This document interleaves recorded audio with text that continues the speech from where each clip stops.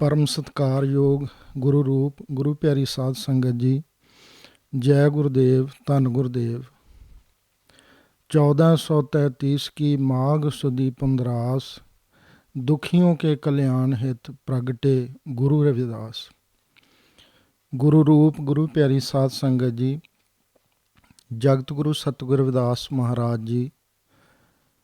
माघ सुदी 15 1433 ਬਿਕਰਮੀ ਦੇ ਵਿੱਚ ਇਸ ਸੰਸਾਰ ਦੇ ਵਿੱਚ ਉਹਨਾਂ ਨੇ ਜਨਮ ਧਾਰਿਆ।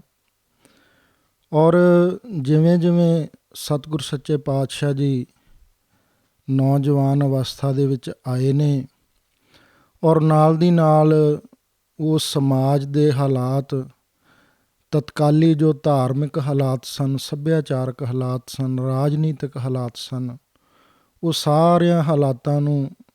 ਬੜੀ ਦੀਰਘ ਦ੍ਰਿਸ਼ਟੀ ਦੇ ਨਾਲ, ਬਹੁਤ ਡੂੰਘਾਈ ਦੇ ਨਾਲ ਵਾਚ ਰਹੇ ਨੇ ਔਰ ਦੇਖ ਰਹੇ ਨੇ ਕਿ ਮਨੁੱਖਤਾ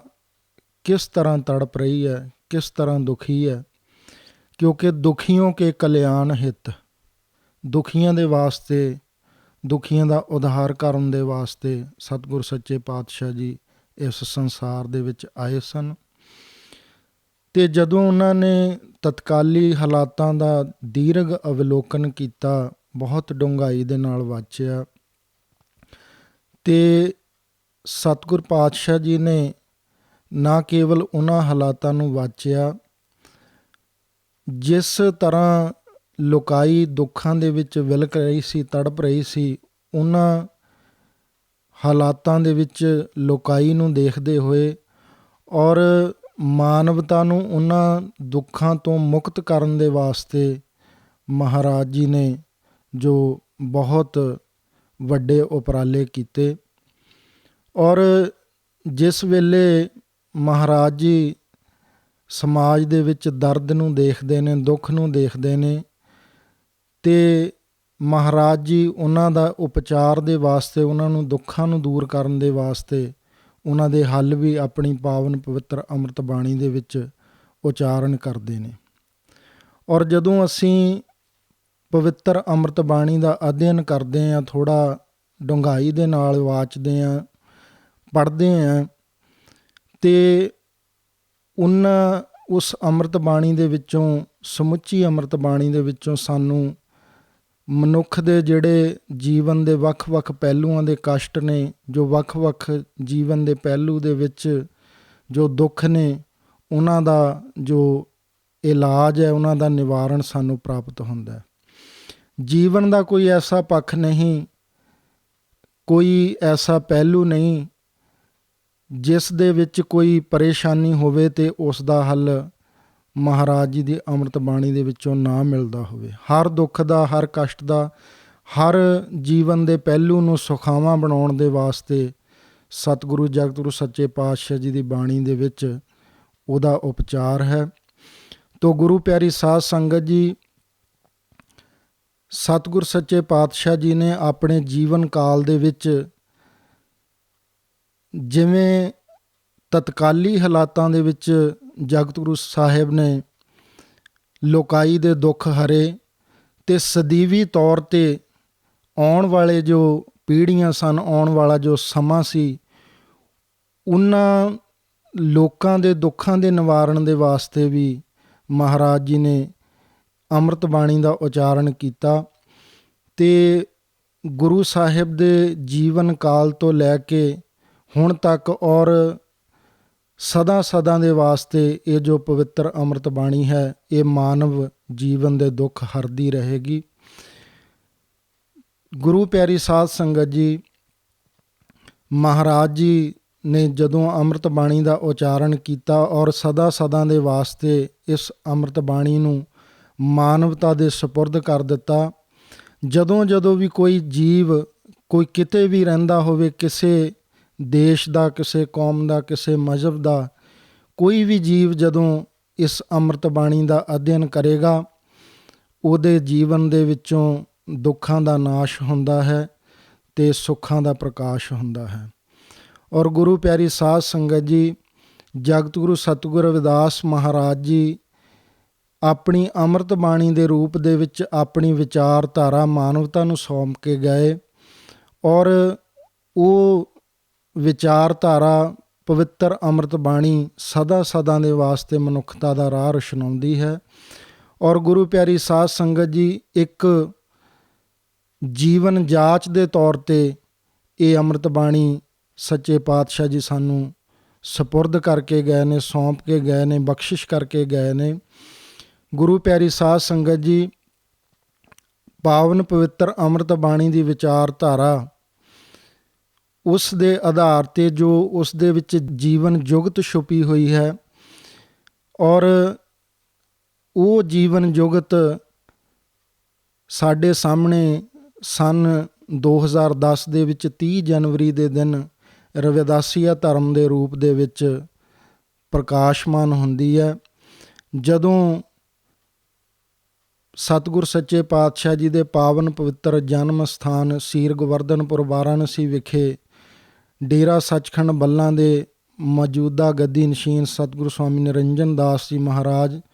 ਔਰ ਸਮੁੱਚੇ ਸਾਧੂ ਸਮਾਜ, ਸੰਤ ਮਹਾਤਮਾ ਸਮਾਜ ਦੇ ਨਾਲ ਔਰ ਸਮੁੱਚੀਆਂ ਸੰਗਤਾਂ ਦੇ ਸਾਰੇ ਸਹਿਯੋਗ ਦੇ ਨਾਲ, ਉਹਨਾਂ ਦੀ ਜੋ ਇੱਛਾ ਦੇ ਅਨੁਸਾਰ ਇੱਕ ਉਸ ਵੇਲੇ ਰਵਿਦਾਸੀਆ ਧਰਮ ਦਾ ਐਲਾਨ ਕੀਤਾ ਜਾਂਦਾ, ਅੰਮ੍ਰਿਤ ਬਾਣੀ ਦਾ ਪ੍ਰਕਾਸ਼ ਹੁੰਦਾ। ਤੋ ਗੁਰੂ ਪਿਆਰੀ ਸਾਧ ਸੰਗਤ ਜੀ, ਉਸ ਸਮੇਂ ਤੋਂ ਲੈ ਕੇ ਨਿਰੰਤਰ ਡੇਰਾ ਸੱਚਖੰਡ ਬੱਲਾ ਦੇ ਮਹਾਂਪੁਰਸ਼ਾਂ ਵੱਲੋਂ, ਸਮੁੱਚੇ ਜੋ ਮਹਾਂਪੁਰਸ਼ਾਂ ਦੇ ਵੱਲੋਂ, ਸਮਾਜ ਦੇ ਵੱਲੋਂ ਦੇਸ਼ਾਂ ਵਿਦੇਸ਼ਾਂ ਦੇ ਵਿੱਚ ਜੋ ਰਵਿਦਾਸੀਆ ਧਰਮ ਦਾ ਪ੍ਰਚਾਰ ਪ੍ਰਸਾਰ ਦਿਨ ਰਾਤ ਹੋ ਰਿਹਾ। ਅਤੇ ਸੰਨ 2011 ਦੇ ਵਿੱਚ ਜਿਹੜੀ ਜਨਗਣਨਾ ਹੋਈ ਸੀ, ਉਸ ਦੇ ਵਿੱਚ ਵੀ ਬੇਅੰਤ ਸੰਗਤਾਂ ਨੇ ਆਪਣਾ ਧਰਮ ਰਵਿਦਾਸੀਆ ਵਜੋਂ ਆਪਣੇ ਆਪ ਨੂੰ ਨਾਮਜ਼ਦ ਕੀਤਾ ਸੀ। ਇਸ ਵਾਰ ਵੀ ਜਿਹੜੀ 2021 ਦੀ ਜਨਗਣਨਾ ਆ ਰਹੀ ਹੈ, ਉਹਦੇ ਵਿੱਚ ਵੀ ਸਮੁੱਚਾ ਸੰਤ ਸਮਾਜ ਔਰ ਦੇਸ਼ ਵਿਦੇਸ਼ ਦੀਆਂ ਜੋ ਸੰਗਤਾਂ ਨੇ, ਉਹ ਆਪੋ ਆਪਣੇ ਪੱਧਰ 'ਤੇ ਦਿਨ ਰਾਤ ਲੱਗੀਆਂ ਹੋਈਆਂ ਨੇ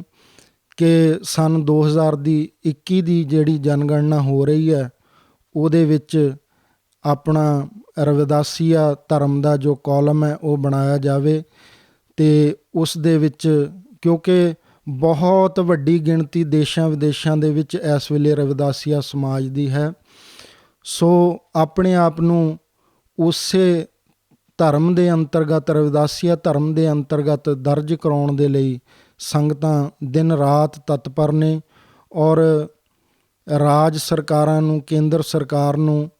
ਡੇਰਾ ਸੱਚਖੰਡ ਬੱਲਾ ਦੇ ਵੱਲੋਂ, ਪੂਰੇ ਸੰਤ ਸਮਾਜ ਦੇ ਵੱਲੋਂ, ਸੰਗਤਾਂ ਦੇ ਵੱਲੋਂ ਆਪੋ ਆਪਣੇ ਪੱਧਰ 'ਤੇ ਅਪੀਲ ਕੀਤੀ ਜਾ ਰਹੀ ਹੈ ਕਿ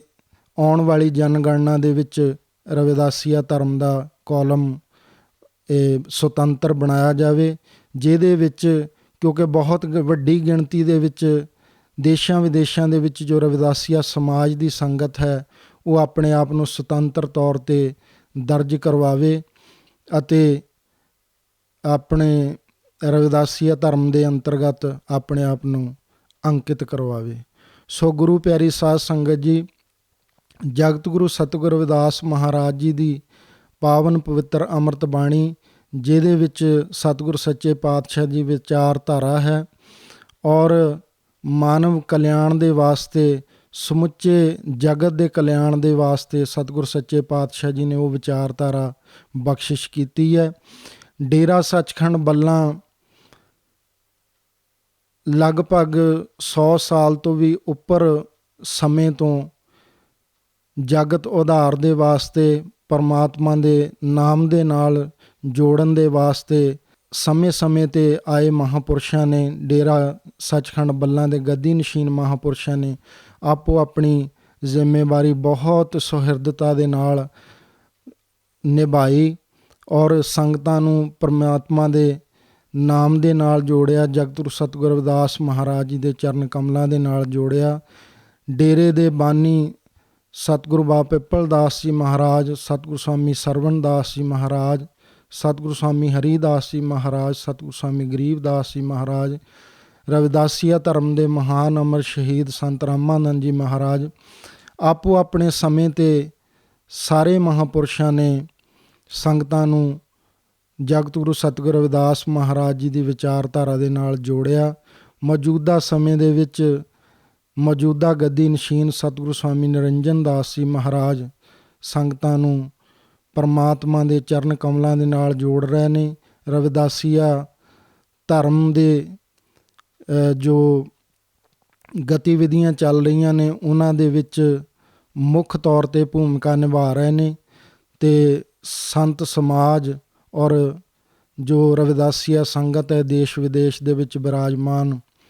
ਸਾਰੀਆਂ ਸੰਗਤਾਂ ਸਾਰੇ ਮਹਾਂਪੁਰਸ਼ ਰਲ ਕੇ ਇਸ ਉਪਰਾਲੇ ਨੂੰ ਜੋ ਕਰ ਰਹੇ ਨੇ।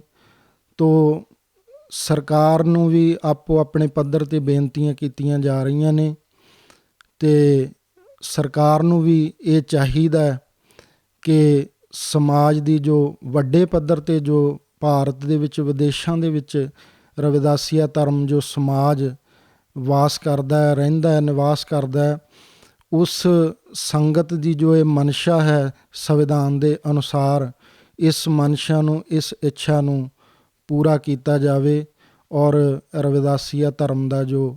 ਕਾਲਮ ਹੈ ਆਉਣ ਵਾਲੀ ਜਨਗਣਨਾ ਦੇ ਵਿੱਚ ਸੰਨ 2021 ਦੇ ਵਿੱਚ ਸੁਤੰਤਰ ਤੌਰ 'ਤੇ ਇਸ ਰਵਿਦਾਸੀਆ ਧਰਮ ਦਾ ਕਾਲਮ ਉਹਦਾ ਨਿਰਮਾਣ ਕੀਤਾ ਜਾਵੇ ਜੀ। ਜੈ ਗੁਰਦੇਵ, ਧੰਨ ਗੁਰਦੇਵ।